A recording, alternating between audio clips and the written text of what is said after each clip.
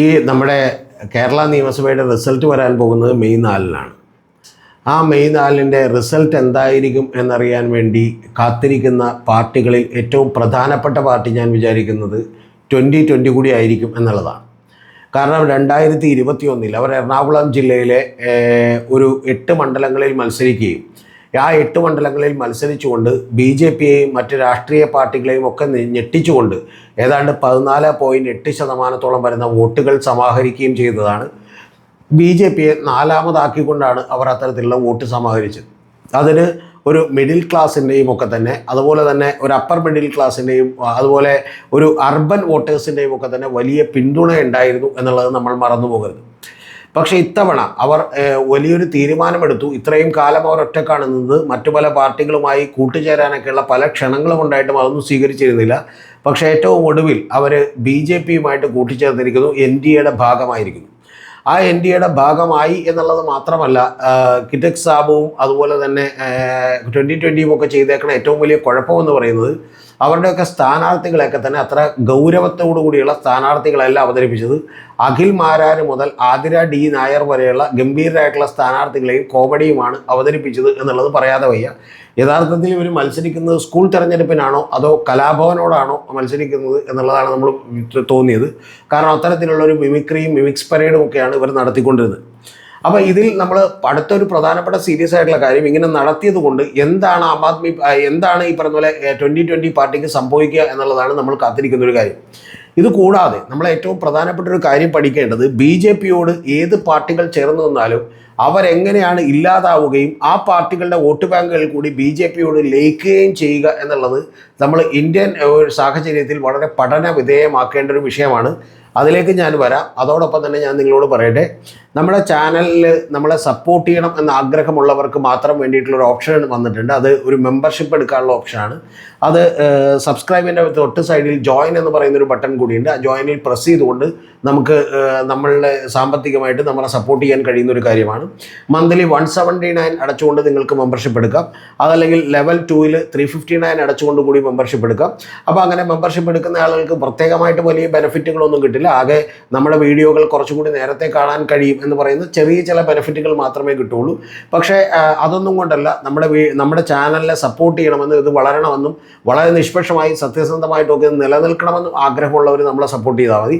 ഏറ്റവും പ്രധാനപ്പെട്ട കാര്യം, നമുക്ക് പല ബിസിനസ് ഗ്രൂപ്പുകളുടെയും ചില പൊളിറ്റിക്കൽ പാർട്ടികളുടെയും ഒക്കെ ക്യാമ്പയിനോ PR അത്തരം കാര്യങ്ങളൊക്കെ എടുക്കാമായിരുന്നു.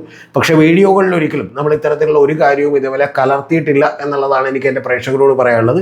വളരെ ഫാക്ച്വൽ ആയിട്ടുള്ള സത്യസന്ധമായിട്ടുള്ള കാര്യങ്ങൾ മാത്രമേ പറഞ്ഞിട്ടുള്ളൂ. അതൊരു രാഷ്ട്രീയ പാർട്ടിയുടെ പക്ഷം പിടിക്കാതെയാണ്.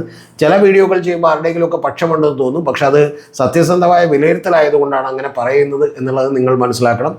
ഇനി ഇത് ചെയ്യാൻ കഴിയാതെ ഒറ്റ ടൈമിലേക്ക് വേണ്ടി മാത്രം സപ്പോർട്ട് ചെയ്യണമെന്ന് ആഗ്രഹമുള്ളവർക്ക് വേണ്ടിയിട്ട് നമ്മുടെ ബാങ്ക് അക്കൗണ്ട് ഡീറ്റെയിൽസും അതുപോലെ Google Pay നമ്പറും കൂടി താഴെ ഡിസ്ക്രിപ്ഷനിൽ കൊടുക്കുന്നുണ്ട്. താല്പര്യമുള്ളവർക്ക് നമ്മളെ സപ്പോർട്ട് ചെയ്യാം. ഇല്ലാത്തവർ വീഡിയോകൾ മുഴുവനായിട്ടും കാണുക, കമൻറ്റുകളൊക്കെ തന്നെ രേഖപ്പെടുത്തുക. അപ്പം ഞാൻ ചോദിച്ച ഒരു ചോദ്യം ഒരിക്കൽ കൂടി നിങ്ങളോട് പറഞ്ഞാൽ, എന്താണ് ആം ആദ്മി പാർട്ടിക്ക് ഇനി സംഭവിക്കാനിരിക്കുന്നത്? കാരണം BJP അവരുടെ ആലിയാക്കി മാറ്റിയിട്ടുള്ള പാർട്ടികളെല്ലാം തന്നെ ഫ്യൂച്ചറിൽ പിളരുകയോ ഇല്ലാതാവുകയോ അല്ലെങ്കിൽ അവരുടെ വോട്ട് ബാങ്കുകളൊക്കെ തന്നെ BJPയിലേക്ക് ചേരുകയോ ഒക്കെ ചെയ്തിട്ടുണ്ട്.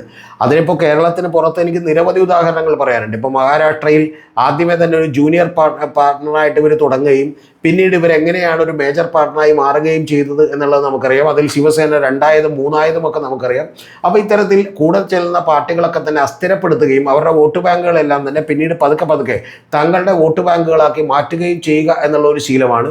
ഇപ്പോൾ ബീഹാറിലൊക്കെ തന്നെ അവർക്ക് കൂടുതൽ സീറ്റ് ഉണ്ടായിരുന്നപ്പോൾ പോലും അവർ വളരെ കൃത്യമായി സ്ട്രാറ്റജിക്കലി ചില തീരുമാനങ്ങൾ എടുക്കുകയും നിതീഷ് കുമാറിനെ മുഖ്യമന്ത്രിയായിട്ട് തന്നെ ഇരുത്തുകയും ഈ കഴിഞ്ഞ തെരഞ്ഞെടുപ്പിൻ്റെ തൊട്ടുമുമ്പ് പോലും മുഖ്യമന്ത്രി ഞങ്ങളാവില്ല എന്ന് പറയുന്നൊരു പ്രതീതി ജനത്തിന് കൊടുക്കുകയും നിതീഷ് കുമാർ തന്നെ മുഖ്യമന്ത്രി ആകും എന്ന് പറയുന്നൊരു പ്രതീതി കൊടുക്കുകയും ജയിച്ചതിന് ശേഷം ഇപ്പം നിതീഷ് കുമാറിനെ രാജ്യസഭയിലേക്ക് പറഞ്ഞു വിട്ടുകൊണ്ട് നമുക്കറിയാം അവിടെ BJPയുടെ മുഖ്യമന്ത്രി വന്നതൊക്കെ നമുക്കറിയാം. അപ്പോൾ വളരെ ക്ഷമയോടുകൂടി വളരെ ശ്രദ്ധാപൂർവം കാത്തിരുന്ന് സൂക്ഷ്മമായിട്ടാണ് ഇത്തരത്തിലുള്ള പരിപാടികളൊക്കെ അവർ നടപ്പിലാക്കുന്നത്. മഹാരാഷ്ട്രയുടെ കാര്യം കാര്യവും നിങ്ങൾക്കറിയാം. ഇപ്പോൾ ദേവേന്ദ്ര ഫഡ്നാവിസിനും അതുപോലെ BJPക്ക് കൂടുതൽ സീറ്റുകളുള്ളപ്പോൾ പോലും അവിടെ ഏക്നാഥ് ഷിൻഡേക്ക് മുഖ്യമന്ത്രിയാകാനായിട്ട് അവസരം കൊടുത്തിരിക്കുകയായിരുന്നു അവർ. എന്ന് പറഞ്ഞാൽ അവർക്കറിയാം കുറച്ച് കഴിയുമ്പോൾ ഞങ്ങൾക്ക് വളരെ സ്ട്രോങ് ആയിട്ടുള്ള ബേസ് ഉണ്ടാവും, അന്നേരം ഞങ്ങൾക്ക് തന്നെ മുഖ്യമന്ത്രിയാകാൻ കഴിയുമെന്ന്. എന്നിട്ട് പിന്നീട് ഏകനാഥ് ഷിൻഡെ തന്നെ ഇപ്പോൾ മുഖ്യമന്ത്രിയായിട്ട് അവിടെ ഇരിക്കുന്നു എന്നുള്ളതൊക്കെ നമുക്കറിയാം. അപ്പോൾ ഇത്തരത്തിലുള്ള വളരെ സ്ട്രാറ്റജിക് ആയിട്ടുള്ള പ്ലാനിംഗ് ആണ് BJP ഇവിടെയും നടത്തിയിട്ടുള്ളത്. അത് കാശ്മീർ മുതൽ ഈ പറയുന്ന പോലെ കർണാടക വരെയുള്ള ഏത് സംസ്ഥാനങ്ങളിലും തന്നെ അത്തരത്തിലുള്ള പ്ലാനിങ്ങുകൾ നടത്തിയിട്ടുണ്ട്. അതിലേക്കൊന്നും ഞാനിപ്പോൾ കൂടുതൽ ഡീറ്റെയിൽ ആയിട്ട് പോകുന്നില്ല. കേരളത്തിലും അത്തരത്തിലുള്ള ചില ഉദാഹരണങ്ങൾ നമുക്ക് കാണാം.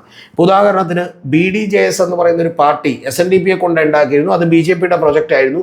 ആ പ്രൊജക്റ്റിൻ്റെ ഭാഗമായി ഒരു ഈഴവ കമ്മ്യൂണിറ്റിയിലേക്ക് പതുക്കെയെങ്കിലും ഇടിച്ചു കയറാനായിട്ട് അവർക്ക് കഴിഞ്ഞിരുന്നു. അന്ന് BDJS ഏറ്റവും ആദ്യം മത്സരിച്ചപ്പോൾ 4%-ലധികം വോട്ടുകൾ പിടിച്ചിരുന്നു അവർ തനിയെ എന്നുള്ളത് നിങ്ങൾ ആലോചിക്കണം. പിന്നീട് അടുത്തടുത്ത തെരഞ്ഞെടുപ്പുകളാകുമ്പോഴേക്കും ആ 1% വോട്ടുകൾ ആയി അത് കുറയുകയും അതേസമയം ഈഴവ വോട്ട് ബാങ്കിലടക്കമുള്ള വോട്ടുകളെല്ലാം തന്നെ BJPക്ക് നേരിട്ട് ലഭിക്കുകയും ചെയ്യുന്ന ഒരു പ്രതിഭാസം നമ്മൾ കണ്ടു. കഴിഞ്ഞ ലോക്സഭാ തെരഞ്ഞെടുപ്പോഴൊക്കെ എത്തിയപ്പോഴേക്കും അതിൻ്റെ പീക്കിലേക്ക് അത് വലിയ തോതിലുള്ള നമ്പറാക്കി മാറ്റാനുമൊക്കെ അവർക്ക് കഴിഞ്ഞിരുന്നു. അപ്പോൾ ഇത്തരത്തിൽ വളരെ സ്ട്രാറ്റജിക് ആയിട്ടുള്ള നിലപാടുകളിലൂടെയാണ് അവർ മുന്നേറുന്നത് എന്നുള്ളത് നമ്മൾ മറന്നുകൂടാ. കിറ്റക് സാബുവിൻ്റെയും 2020 പാർട്ടിയുടെയും ഒക്കെ ഒരു പ്രത്യേകത എന്ന് പറയുന്നത്, ഒന്ന്, ഒരു മിഡിൽ ക്ലാസ്സും അപ്പർ മിഡിൽ ക്ലാസ്സുമായിട്ടുള്ള അർബനൈസ്ഡ് ആയിട്ടുള്ള ആളുകളാണ് അവർ സപ്പോർട്ട് ചെയ്തുകൊണ്ടിരുന്നത്. രണ്ടാമത്തത്, മഹാഭൂരിപക്ഷം വരുന്ന ആളുകൾ ഒരു ക്രിസ്ത്യൻ കമ്മ്യൂണിറ്റിയിൽ നിന്നുള്ള ആളുകൾ കൂടി അവരെ സപ്പോർട്ട് ചെയ്തിരുന്നു എന്നുള്ളതൊരു വാസ്തവമാണ്.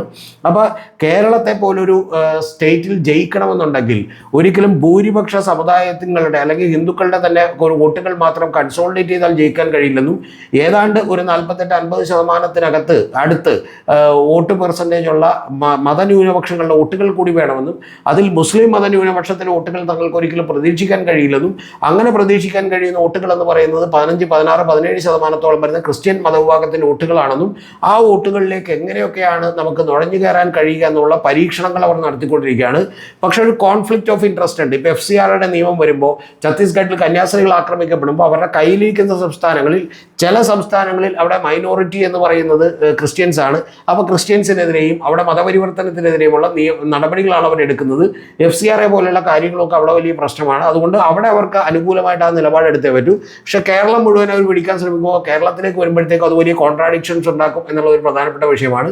അപ്പോൾ അത്തരം കാര്യങ്ങളൊക്കെ തന്നെ അവരെ വലിയ തോതിൽ ബാധിക്കുന്നുണ്ട് എന്നുള്ളത് പ്രശ്നമാണെങ്കിൽ പോലും ഞാൻ വിചാരിക്കുന്ന ഒരു കാര്യം, സ്ലൈറ്റ്ലി ഈ ക്രിസ്ത്യൻ കമ്മ്യൂണിറ്റിക്ക് അകത്തേക്ക് കൂടി കടന്നു കയറാൻ PC ജോർജിനെയും ഷോൺ ജോർജിൻ്റെയും ഒക്കെ പോലെയുള്ള ആളുകളെയും അതുപോലെ ജോർജ് കുര്യനെ പോലെയുള്ള മന്ത്രിമാരെയും കൂടാതെ അനൂപ് ആന്റണി പോലെയുള്ള ആളുകളെയും ഒക്കെ തന്നെ കൂടെ വെച്ചുകൊണ്ട് തന്നെയുള്ള വലിയ പരിശ്രമം നടത്തിക്കൊണ്ടിരിക്കുന്നതിനിടക്ക് അവർക്ക് കിട്ടിയിട്ടുള്ള എറണാകുളത്തും അതുപോലെ മധ്യ കേരളത്തിലുമൊക്കെ തന്നെ വലിയ സ്വാധീനമുണ്ടാക്കാൻ കഴിയുന്ന, പ്രത്യേകിച്ചും എറണാകുളം ജില്ലയിലൊക്കെ തന്നെ സ്വാധീനമുള്ള ഒരു പാർട്ടിയാണ് 2020 എന്ന് പറയുന്നത്.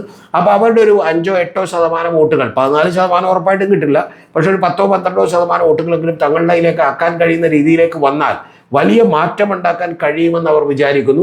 കിറ്റക് സാബുവിനെ സംബന്ധിച്ച് അതിൽ പ്രശ്നമൊന്നും ഉണ്ടാവില്ല. കാരണം അദ്ദേഹത്തെ സംബന്ധിച്ച് ഈ പാർട്ടി മുന്നോട്ട് കൊണ്ടുപോകണം എന്ന് പോലും ഞാൻ വിചാരിക്കുന്നില്ല. അദ്ദേഹം ബിസിനസ്സൊക്കെ ശ്രദ്ധിച്ച് അദ്ദേഹത്തിൻ്റെ ജീവിതവുമായിട്ട് മുന്നോട്ട് പോകുന്നതായിരിക്കും കുറേ കൂടി നല്ലതായിരിക്കുക. അപ്പോൾ അങ്ങനെ വന്നാൽ BJPക്ക് ഇത് എളുപ്പത്തിൽ വിഴുങ്ങാൻ കഴിയുന്ന ഒരു പാർട്ടിയായി കൂടി 2020 മാറും. അതുകൊണ്ട് ഭാവിയിലേക്ക്, ഇപ്പോൾ പെട്ടെന്നല്ലെങ്കിൽ പോലും ഭാവിയിലേക്ക് പതുക്കെ 2020യും അതുപോലെ തന്നെ പാർട്ടിയും ഒക്കെ തന്നെ കിഴക്കമ്പലത്ത് നിന്നുള്ള പാർട്ടിയും അതുപോലെ എറണാകുളം ജില്ലയിലുള്ള പാർട്ടിയും ഒക്കെ തന്നെ അലിഞ്ഞ് BJPയിലേക്ക് ആരും അറിയാതെ ചേരും എന്നുള്ളതാണ് ഞാൻ വിചാരിക്കുന്നത്. അപ്പോഴും നേതാവായി കിറ്റക് സാബുവിനൊക്കെ തുടരാൻ കഴിയും. പക്ഷേ പിടി പലപ്പോഴും ഈ കിറ്റക് സാബുവിൻ്റെയും 2020യുടെയും കയ്യിൽ നിന്ന് വിട്ട് BJPയുടെ കൈകളിലേക്ക് കൂടി പോകുമെന്നാണ് വിചാരിക്കേണ്ടത്. ഏതാണ്ട് ഇപ്പോൾ തുഷാർ വെള്ളാപ്പള്ളിയൊക്കെ നിൽക്കുന്നത് പോലെ അപ്പോഴും NDAയുടെ കൺവീനറായിട്ടും അതുപോലെ തന്നെ നേതാവായിട്ടും ഒക്കെ നിൽക്കാം. പക്ഷേ 4% ഉണ്ടായിരുന്ന വോട്ടുകൾ 1%-ത്തിലേക്ക് കുറഞ്ഞു എന്നുള്ളതാണ് യഥാർത്ഥത്തിൽ BDJSൻ്റെ ഒക്കെ യാഥാർത്ഥ്യം. അതുപോലെ കിറ്റക് സാബുവിന് ഇപ്പം തന്നെ ഒരു 1-2%, 3%-ത്തോളം വോട്ടുകൾ കുറയും. അതിനുശേഷം അല്ലെങ്കിൽ ചിലപ്പോൾ അതിൽ കൂടുതൽ കുറഞ്ഞേക്കാം. ഇനി അതിനുശേഷം ബാക്കിയുള്ള കുറച്ച് ശതമാനത്തിൻ്റെ വോട്ടുകൾ കൂടി BJP വിഴുങ്ങുന്ന കാലം അല്ലെങ്കിൽ BJPയിലേക്ക് അലിഞ്ഞില്ലാതാകുന്ന കാലം വിദൂരമല്ല എന്നുള്ളതാണ് എനിക്ക് നിങ്ങളോട് പറയാനുള്ളത്.